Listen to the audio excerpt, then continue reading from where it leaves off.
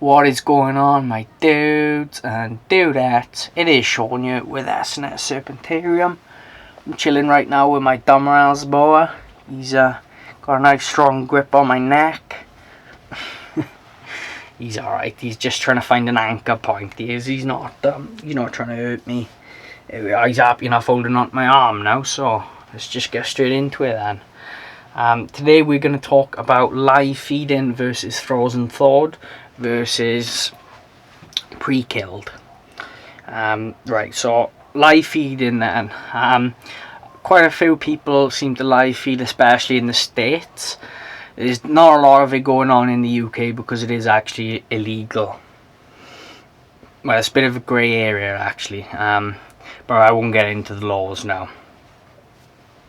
So, live feeding. It can actually be very dangerous for your snakes, guys. Just bear that in mind when you're live feeding.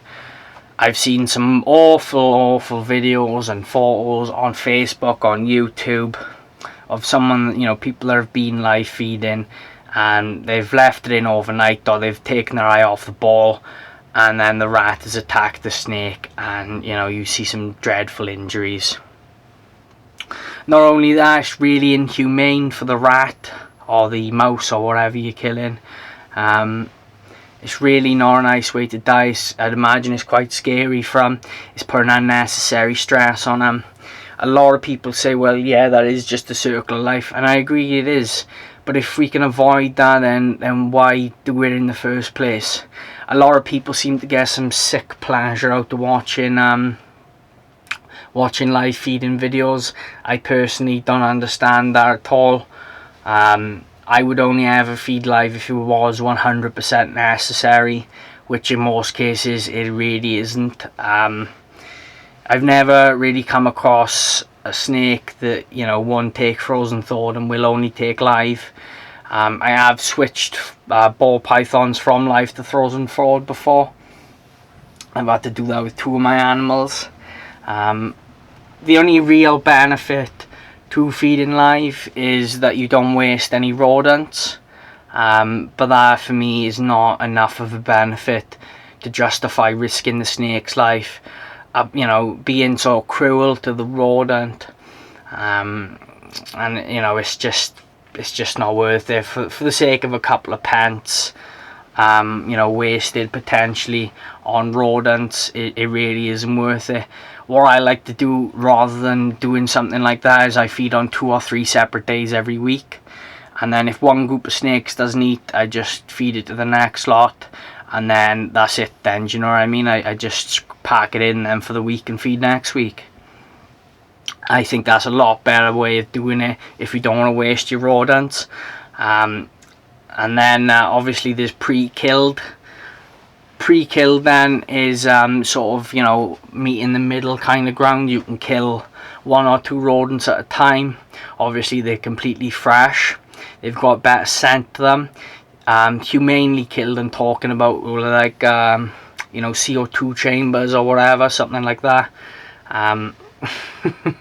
He's very interested in that camera, bless him.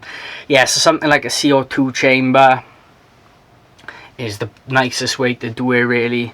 Obviously if you're breeding rodents yourself, make sure they've got a nice life before they get killed. You've got to think of your ethics point of view. Treat them like pets, and give them the best life they can, even if their life is only 3 or 4 weeks. Just make sure they're as happy as possible during that time.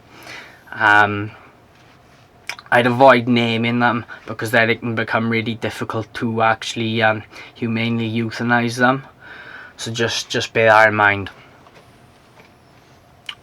My chosen method is obviously frozen thawed. I actually buy frozen thawed in. I did used to breed rats in this garage actually, but I decided not to do it anymore. It was just getting too much work for me. I was saving a lot of money, but to be honest, I'm such a busy guy, I really couldn't be doing it anymore. I was having a lot of rats escaping as well, which was a bit of a nightmare. And it was just a bit chaotic. It was very smelly up here, very messy, as I've said. and it just got a bit out of hand. So I just buy frozen thawed in bulk now. Obviously that's another benefit of breeding your own rodents, guys. This is a lot cheaper, but obviously then you've got to weigh that up versus the time that you spend breeding the rodents. If you've got something like 10 ball pythons, it really isn't worth doing, and that's mainly because as well they'll fast a lot. So, you know, say you've got 7 out of 10 fasting for like 3 months or so, you can have a lot of extra rodents then, and you know, what are you going to do with them all? Especially if you haven't got a CO2 chamber because you're feeding live, then what are you going to do with all them extra rodents, you know?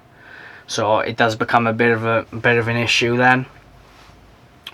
But yeah, that's pretty much my thoughts on feeding live versus feeding frozen versus fresh killed. If you're going to breed your own rodents, please do a fresh killed or frozen thawed still. I really don't believe in feeding live. It's different if that's all the snake will take, then fair enough, but I don't believe in it at all. So, ooh, did you hear that? That was a hell of a click. Thanks for watching as always, guys. I hope you've enjoyed seeing this gorgeous boy here. He's a frozen thaweder, obviously. He likes XL rats. That's what this boy likes. He likes big chunky rats. So yeah, if you're new around here, guys, make sure you subscribe if you haven't already. Smash that notification bell, destroy that like button, and I will see you in the next video. Thanks, guys.